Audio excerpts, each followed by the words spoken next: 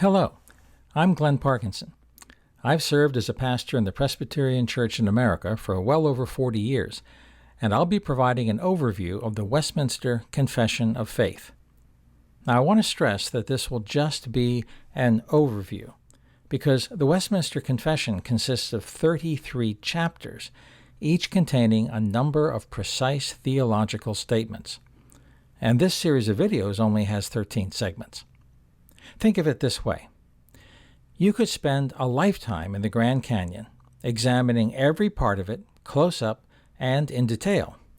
Or you could take in the wonder from the air to get a sense of all that it has to offer and get an idea of its overall shape and layout.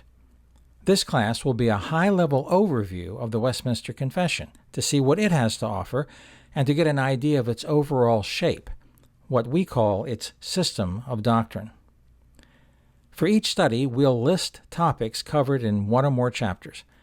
We won't explore these topics in detail, just list them so you can see what the confession does and doesn't deal with.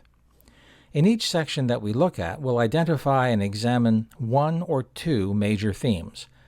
These glorious themes will give us a sense of that system of doctrine which the confession outlines. And we'll close each study with suggested applications of these themes to the Christian life. I won't assume that you have any prior knowledge of the confession. I'm not going to be arguing points of doctrine against other perspectives. I may mention other perspectives in passing, but only in order to explain what the confession teaches and what churches that adopt this confession believe.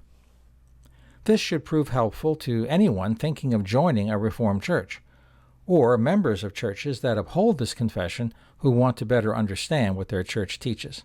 And of course, to those who are interested in church leadership positions which require an affirmation of these doctrines.